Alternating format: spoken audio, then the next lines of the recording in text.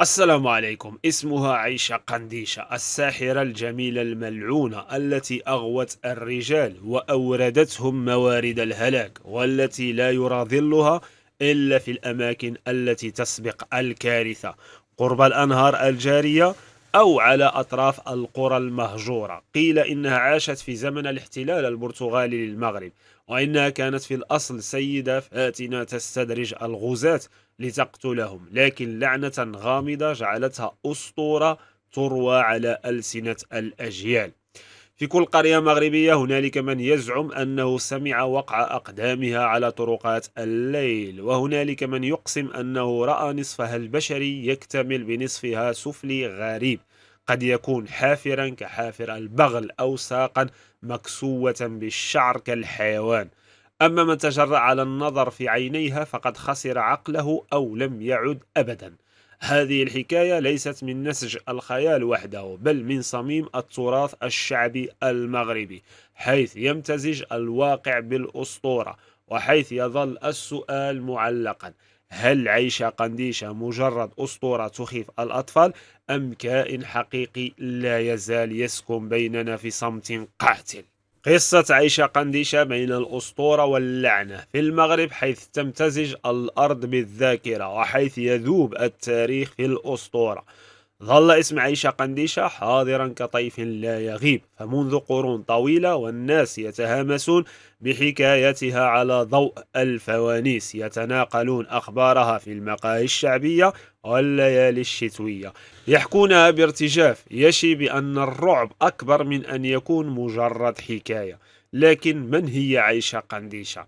هل هي ساحرة من لحم ودم، أم كيان غامض خرج من رحم الأسطورة المغربية ليظل حيا حتى يومنا هذا؟ يرتبط اسم عيشة قنديشة بمرحلة زمنية محددة، زمن الاحتلال البرتغالي لسواحل المغرب في القرن الخامس عشر.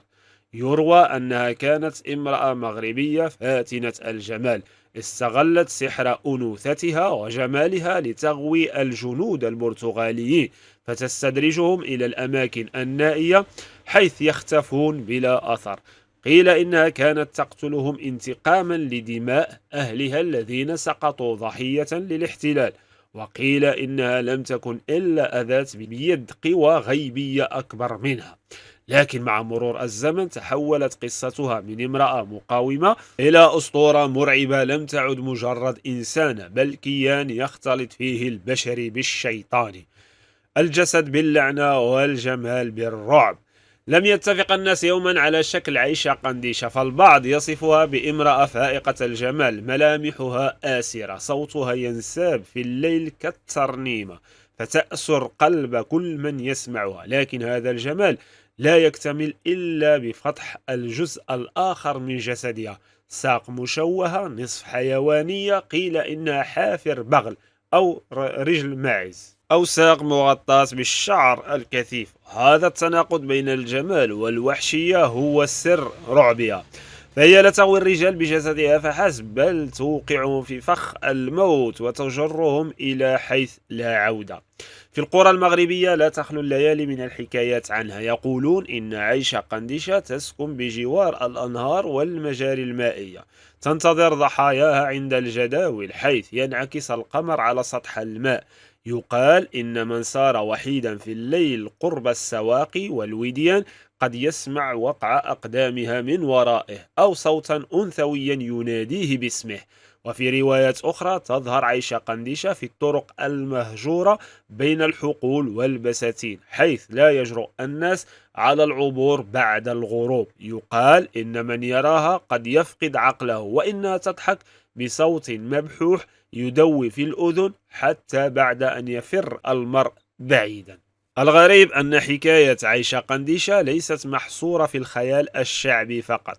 هنالك من يزعم أنه رآها، وهنالك من يقسم أنه نجا من قبضتها بأعجوبة. في بعض المناطق المغربية يحكون أن عيشة قنديشة ليست سوى جنية قوية تسكن الماء، وأنها عقدت عهدا مع الشياطين لتظل حية إلى الأبد، تنتقم من الرجال أينما حلت، ويقال أيضا أن مجرد ذكر اسمها في الليل قد يجذبها، لهذا كان الناس يستبدلون اسمها بألقاب مثل العيشة أو الغولة تجنبا لاستدعائها. لكن لماذا ظلت عايشة قنديشة جزءا من الذاكرة المغربية عبر القرون؟ الجواب يكمن في طبيعة الأسطورة نفسها، فهي ليست مجرد قصة مرعبة تحكى للأطفال لتخويفهم، بل صورة متجذرة في الوعي الشعبي عن المرأة الفاتنة الملعونة، عن الانتقام، عن الخوف من المجهول.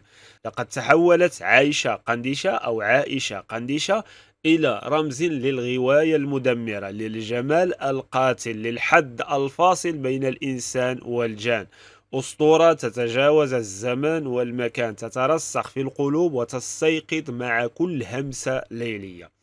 اليوم وبعد مرور قرون طويلة لا يزال الناس يروون حكايتها وكأنها حدثت البارحة فقط.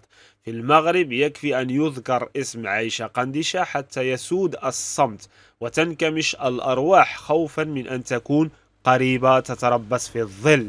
قد يقول البعض إنها خيال، مجرد وهم صنعه الخوف الجماعي، لكن آخرين يؤكدون أن الأساطير لا تولد من فراغ وأن وراء كل حكاية نواة من الحقيقة. فهل كانت عائشة قنديشة امرأة من لحم ودم وتحولت بفعل الظلم والحرب إلى أسطورة، أم كانت منذ البداية كيانا لا يفسر بالعقل؟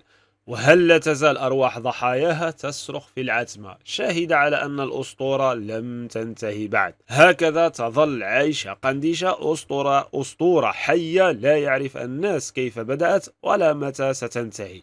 هي جزء من التراث الشعبي المغربي، لكنها في الوقت ذاته ظل حاضر يخيف الأجيال ويثير الفضول. حين تسمع اسمها في الليل قد تبتسم ساخرا وتقول إنها مجرد خرافة، لكن حذاري أن تجد نفسك وحيدا قرب جدوى الماء تحت ضوء القمر، فلربما تسمع وقع أقدامها من ورائك، ولربما يكون آخر ما تراه في حياتك هو عينيها الساحرتين قبل أن تبتلعك الظلم إلى الأبد. حفظنا الله وإياكم من كل سوء، ودمتم سالمين.